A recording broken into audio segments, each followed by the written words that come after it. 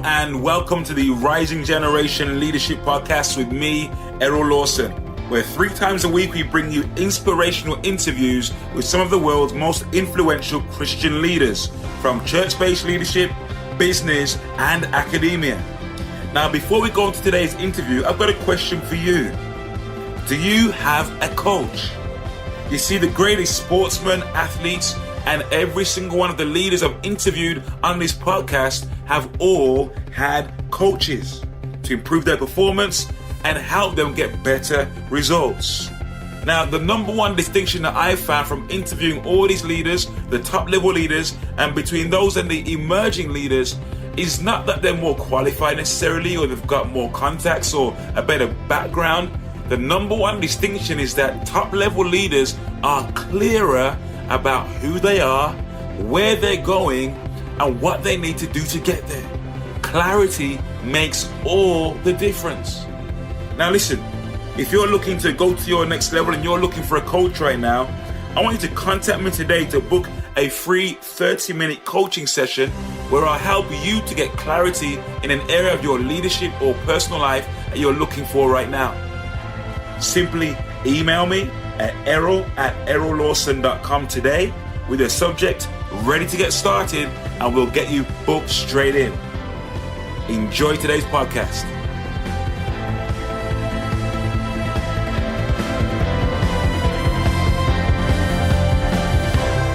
Hello and welcome again to the Leadership Podcast. Today I have the privilege of having with me today Steven Turnbull. Steven Turnbull is a psychologist who provides specialist coaching to individuals and teams in the fields of professional, sports, business, non-profit organizations, and everyday life. He's a much sought after international speaker and has given presentations in countries throughout Europe, North America, and Central America. He's written a book on motivation and has helped countless people achieve significantly improved levels of performance in their chosen field of endeavor. Steven, thank you for joining us today on the podcast. You're welcome. Filling any gaps in your bio, if you will, please, Steven, and give us a glimpse into your world and what you're up to right now. I'm just back from a week in Singapore, meeting with leaders from around the world. In an organisation called Businessmens Fellowship, which I head up in for Europe. So that was a fantastic time, being inspired there. I do have a range of clients just now from professional sports. In fact, one of my clients was racing yesterday. He's a motocross rider about to hopefully be world champion this season. So he just won his first tournament yesterday. Awesome. So yeah, it's most of my work just now is it's all about helping people to fulfill their God-given potential, whether that's professional sports, business, just everyday life. I'm immersed in this right now. Love it. It's great, man. And where did it all begin for you? Like, what were you doing beforehand, and how did you transition into what you're doing right now? Yeah, my first career actually was in construction. I trained to be a quantity surveyor, and I moved up the ranks pretty quickly. And I started more in property business, and within 2 years of starting the property business, got the business to a £3 million turnover, and at the Scottish Home Awards, which is like the Oscars for house building in Scotland. In our second year, we won Conversion of the Year, and in our third year, we actually won the biggest prize, which was House of the Year in Scotland. So that was my first career in construction. But after all the success of getting a company to a £3 million turnover within 2 years, unfortunately the recession came along and changed the economic landscape overnight. And having such a young company, we were vulnerable at the time, as was every other house building company. In fact, some of the big companies, 1 or 2 of them went under. And I worked hard for a couple of years to get through all that. I actually lost every penny I invested, but made sure everybody that worked for me was paid in full. Everybody that supplied me was paid in full. And I then decided I didn't want to have a future in construction, with it being so volatile.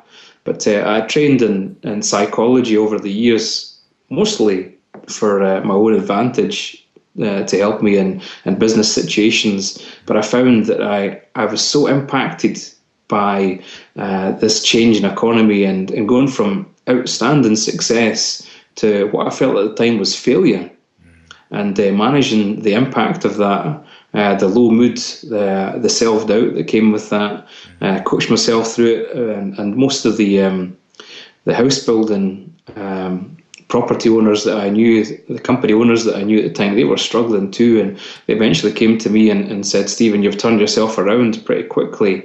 Would you help me to do the same?" Because one of the men that we knew actually took his own life. Wow. Because he couldn't live without the millions that he's made, and he lost it all. Wow. So I started to coach other property developers to get them back into a position of confidence, good decision making, good self-esteem, moving forward, looking to a bright future. And they paid me to do so. And all of a sudden, through word of mouth, lots of people engaged my services to help them improve their performance, their outlook on life. So that's going back 8 years now. Wow. And now I've worked with over 2,000 people in that 8-year period. Awesome. Yeah. And I know you're part of it. You're leading the Christian Businessmen's Fellowship.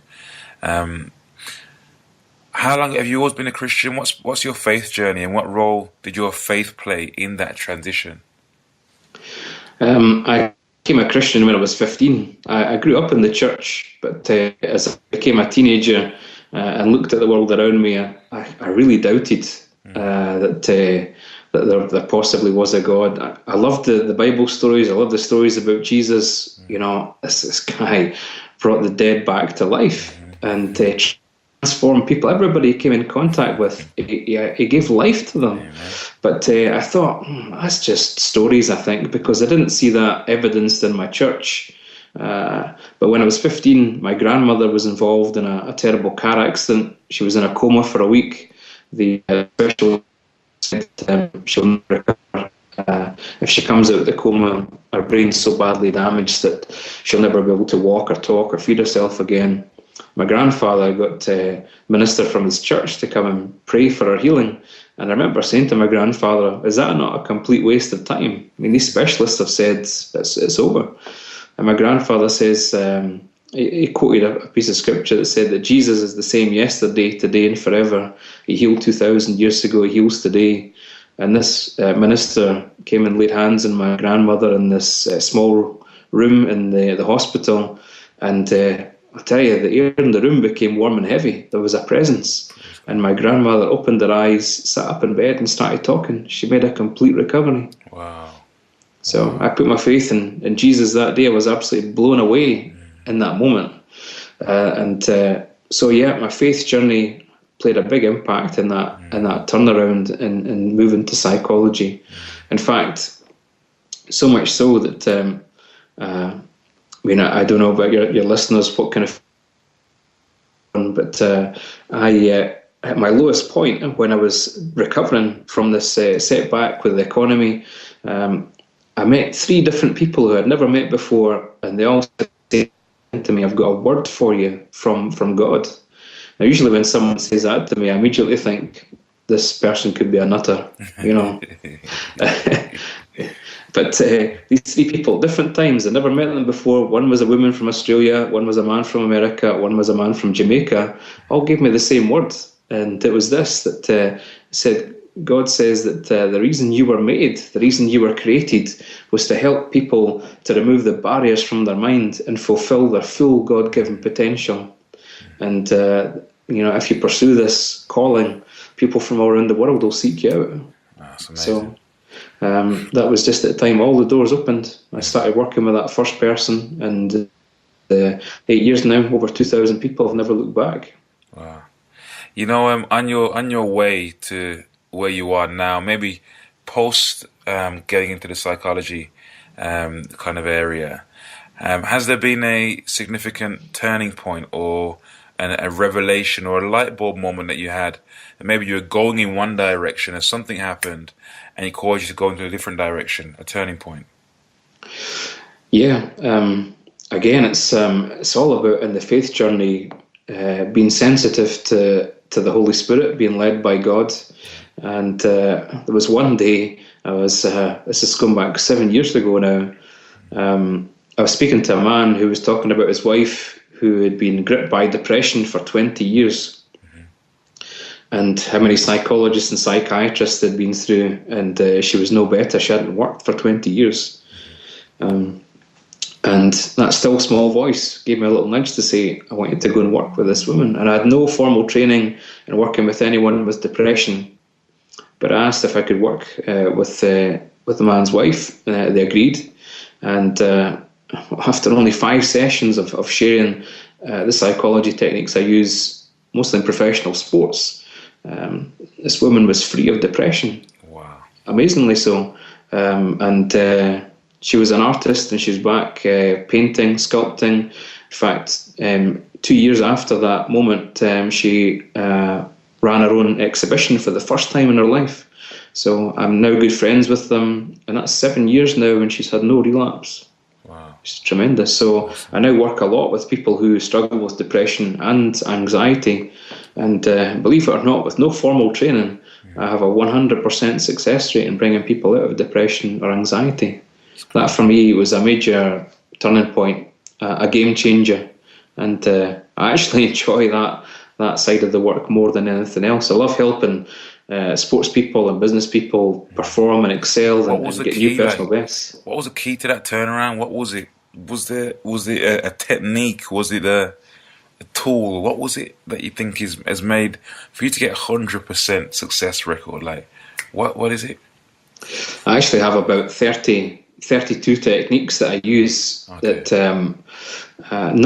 there's not any one technique that would particularly stand out for every single person, but it's the combination of these things. It's attacking what is a major disease. It's a crippling disease. Both depression and anxiety, they are debilitating, and to fight on different angles. And I think understanding that the human mind has been made by God, and it is a spectacular design. The capacity of the human mind is phenomenal. You have 60,000 thoughts in a day. Your brain receives over 1 million pieces of information per second from your 5 senses. You have 100 billion brain cells all firing up to 20 times per second. It's a phenomenal machine, and it burns up 20% of your body's energy. So understanding that design, the user manual for such sophisticated equipment, once you get into that user manual and you understand the basic principles, then you can do amazing things with that sophisticated tool. Wow. I'm sure your clients or people listening right now think getting to get in touch with this man and find out how I can benefit from his services. Are you seriously fired up about developing leaders and growing your church to the next level? Could you do with someone to help you get some extra clarity, or to be a sounding board for your plans and ideas? Great athletes have coaches, so do great leaders. The right leadership coach for you will result in increasing your performance and dramatically increase the results you achieve. Errol is an experienced leadership coach, award-winning author and entrepreneur, and pastor. He has interviewed over 60 of the most influential Christian leaders from around the world for the Rising Generation Leadership podcast, and uses his unique insights, leadership experience, and his passion for the gospel to coach Christian leaders and help them to discover the clarity, confidence, and competence they are looking for.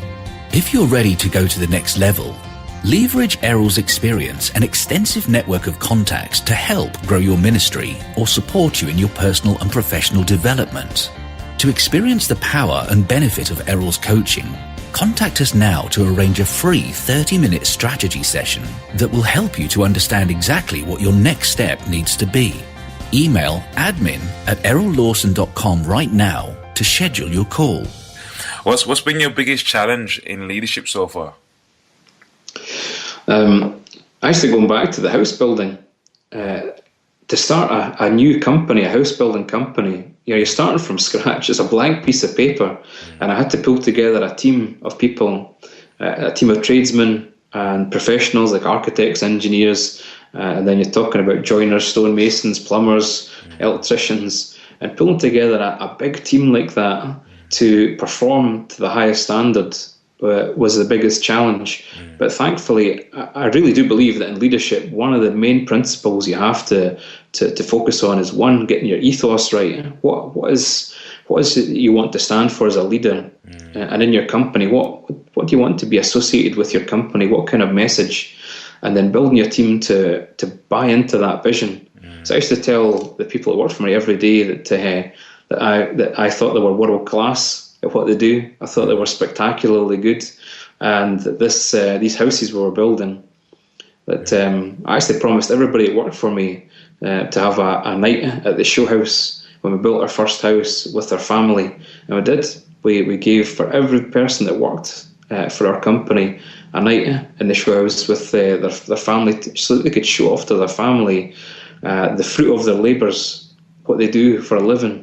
And so everybody bought into this idea that the company was theirs, that this was their company. And so, within 2 years we won a national award.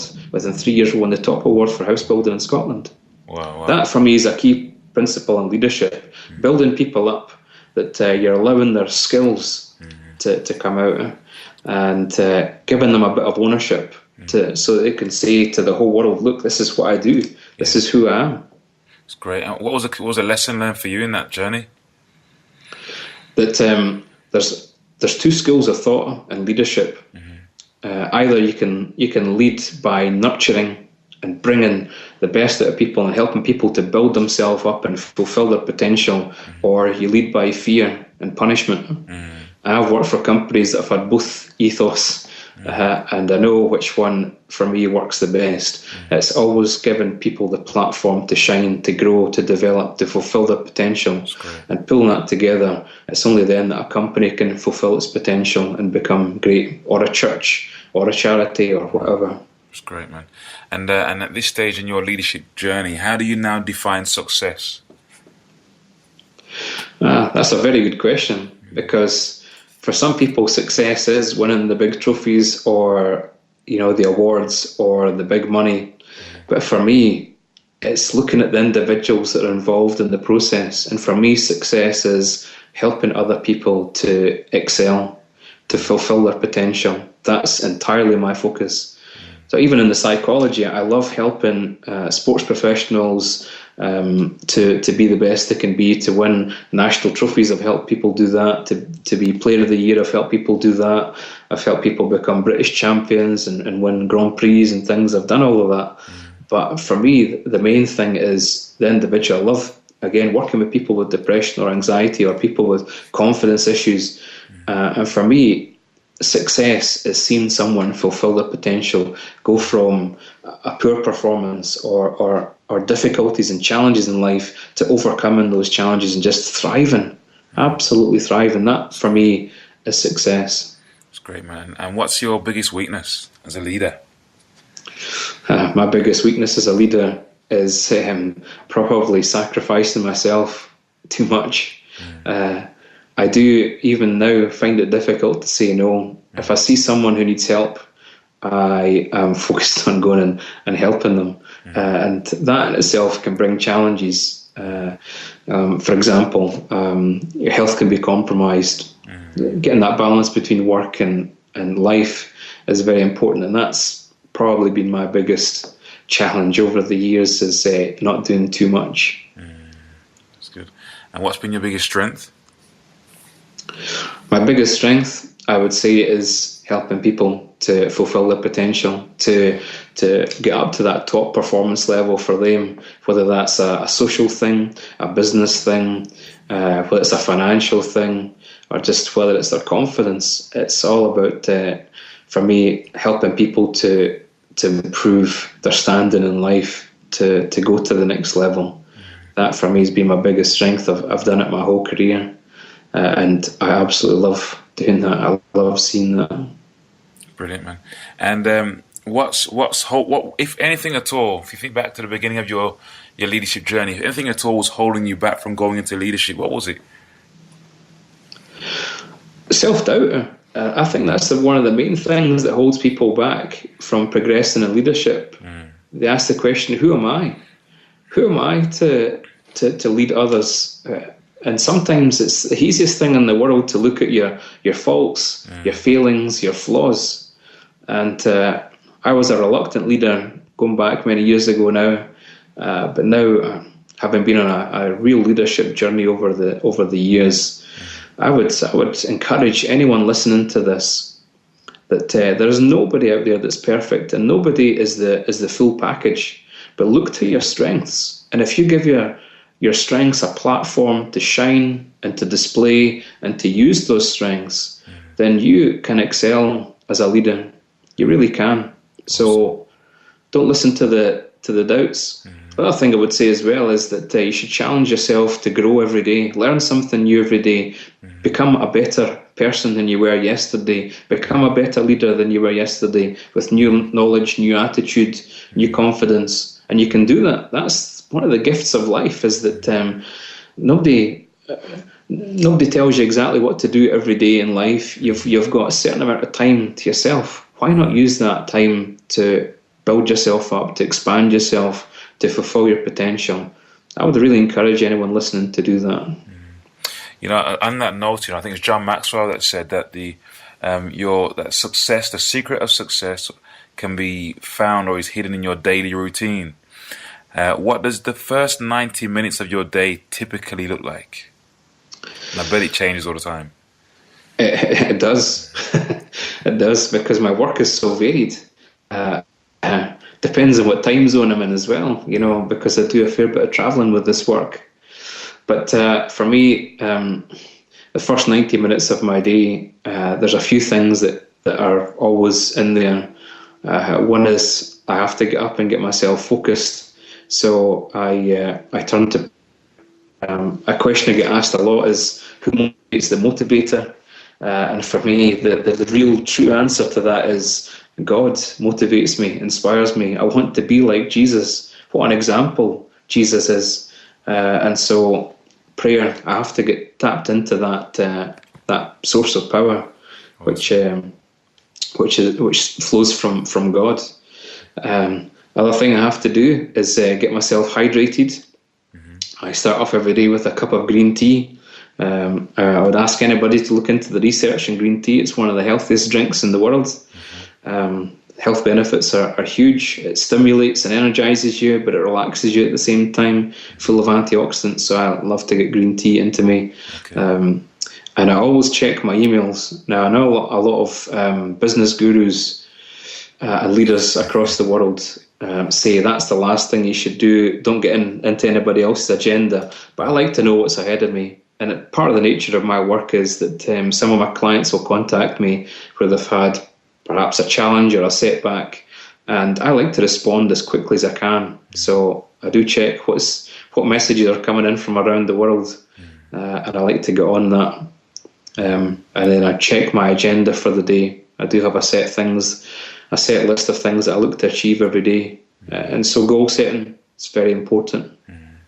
Talk about goal setting. What's your method for goal setting? Do you have like a technique that you use, or is it weekly goals, SMART goals, monthly, quarterly goals? How do you do it? I get back to time management, and I try to put time slots in for certain goals. So I have some goals that are months away, and I know that I have to work towards them. So I have to allocate time over the months ahead and really protect that time. But I do have daily goals as well. So I challenge myself on short term, medium term and long term. So that's how I set my goals. What's the big picture? I always have that big picture in my head, which I break it down to smaller short term goals and medium term goals. So probably the biggest challenge we have in the modern world is time management. So if you haven't cracked it, and it's a difficult nut to crack, I would suggest that you really look at planning your time. That's how I set my goals. That's great, man. And who have been are there any other key habits that have contributed to your success in your leadership journey so far? Any other key habits? Yeah, a couple of things spring to mind. Jim Rohn, who inspired the likes of Tony Robbins, there's a quote from him I use all the time, which is, success comes from doing ordinary things extraordinarily well. And that's true. Doing the small things right, doing the basics right. You have to get the basics right. You have to get the small detail right. Sometimes we focus on the big picture too much and look at the big things that you think, nobody else can do this, I'm going to aim for that. But really, success it's based on doing the small things, but doing them really well, doing them to a very high standard. And the high standard is a key element.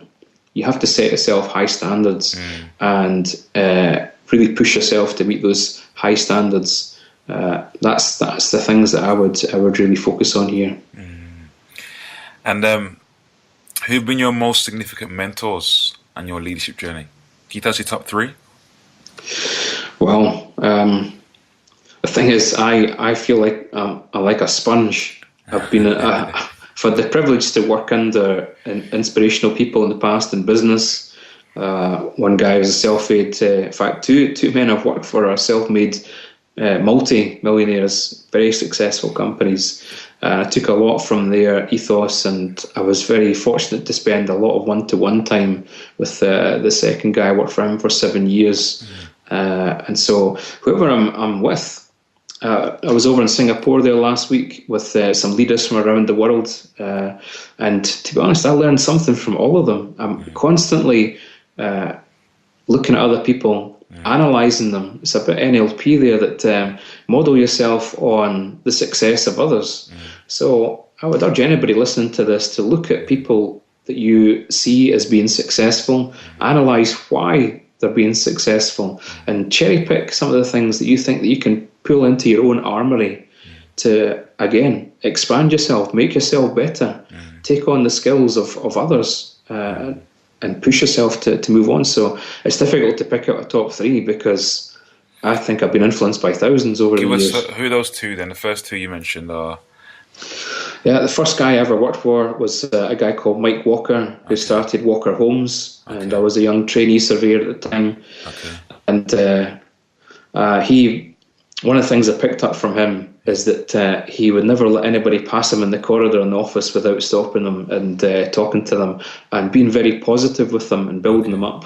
He was a real people person, and I thought that was a tremendous thing. I've never let that go from me. I've always been a people person, and everybody is part of the team, and everybody adds value to the team. Second guy that I really learned from was a guy called Trevor Mulholland. His company has a £50 million turnover, and he started that from scratch and got it to that level in 25 years. And he used to tell me what my strengths were.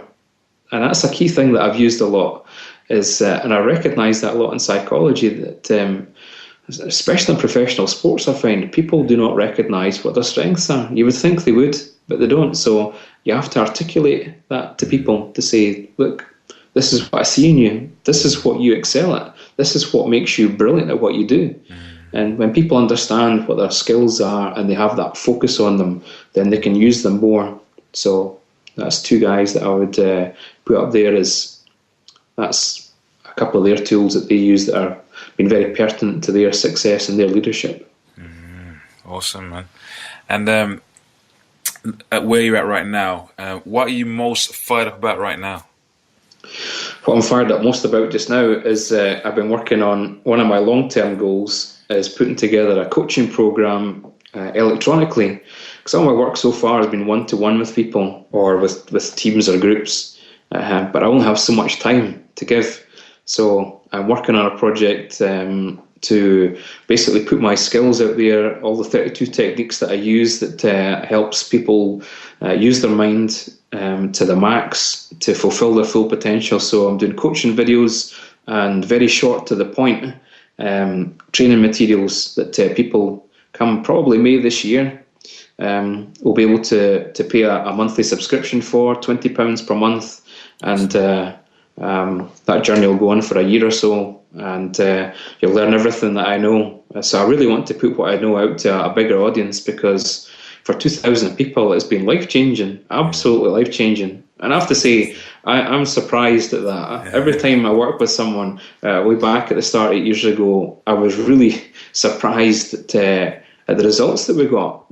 People really enhanced their performance, changed their life, and for some people it really has been absolutely life transforming for them. So I want to get that message out to a wider audience. I would love to help more and more people So that's what's really exciting me just now. That's what has taken up a good chunk of my working week, most weeks now.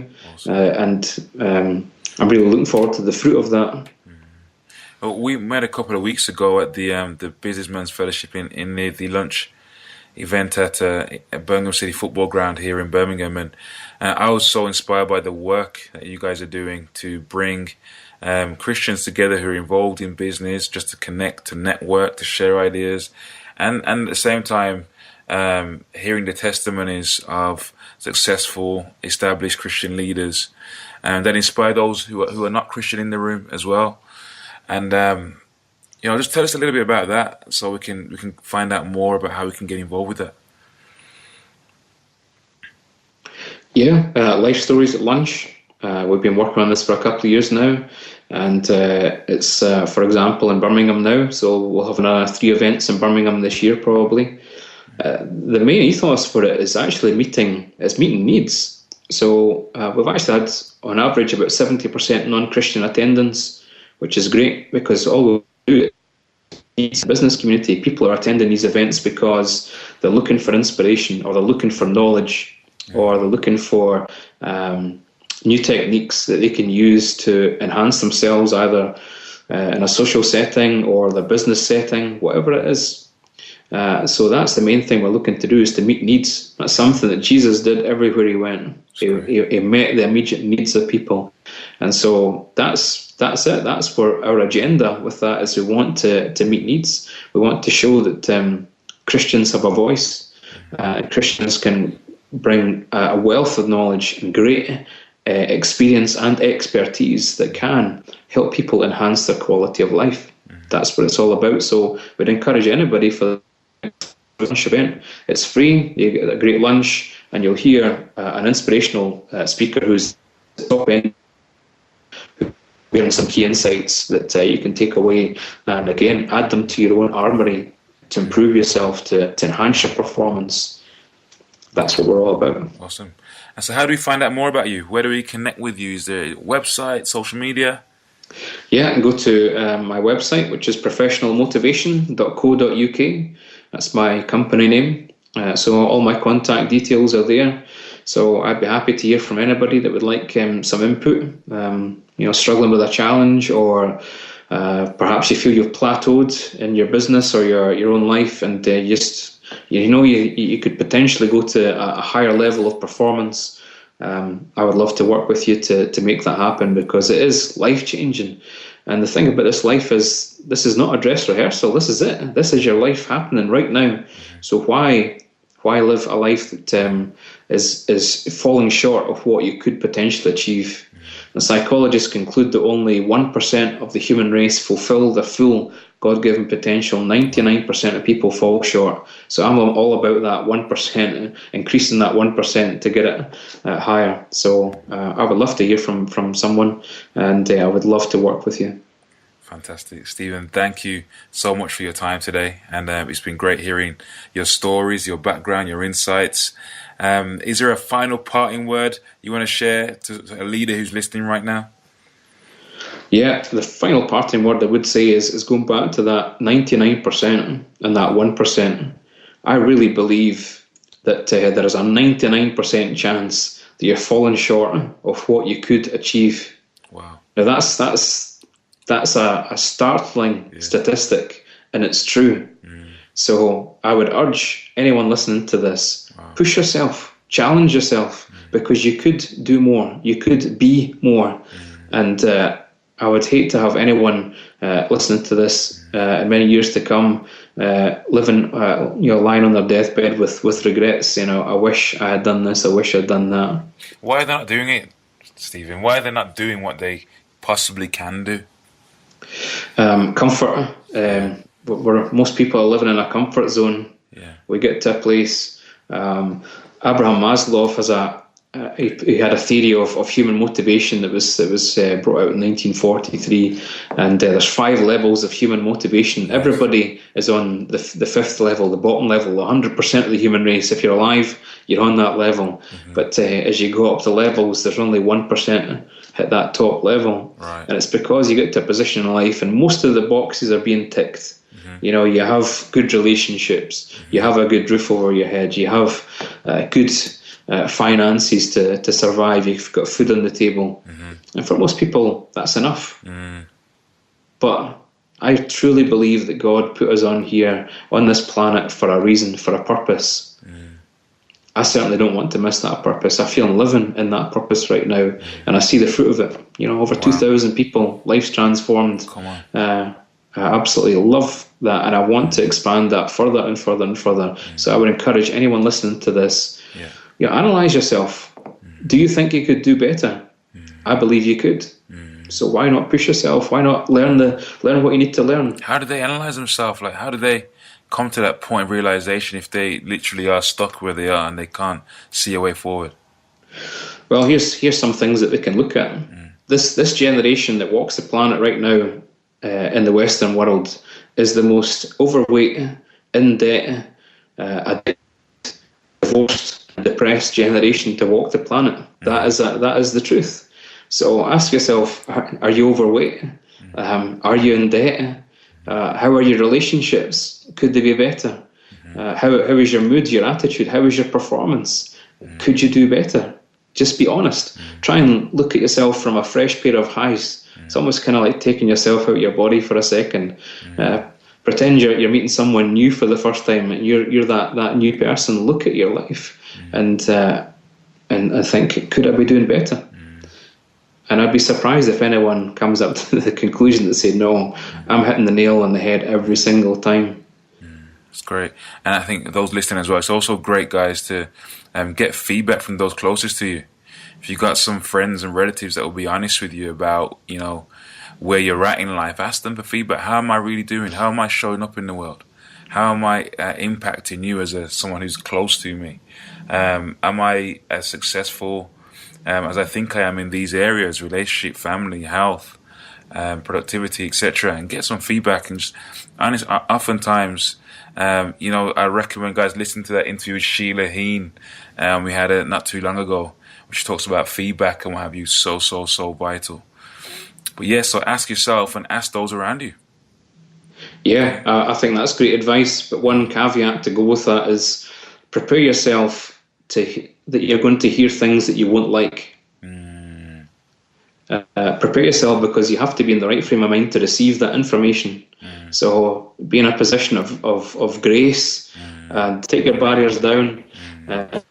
Yourself in a vulnerable position, and just trust that whatever anyone's going to share with you is for your benefit. Take it on board. Use that information. Have you ever had anybody that you've worked with that just flat out refused to change almost? Yeah, I've actually had a couple of football players when I've been working with teams who very old school and thought, you know, I've never had input from a psychologist before. I don't need this, so it's not for me. Thank you very much. And I have to say, those guys never fulfilled their potential because they probably have that same. I would say to anybody,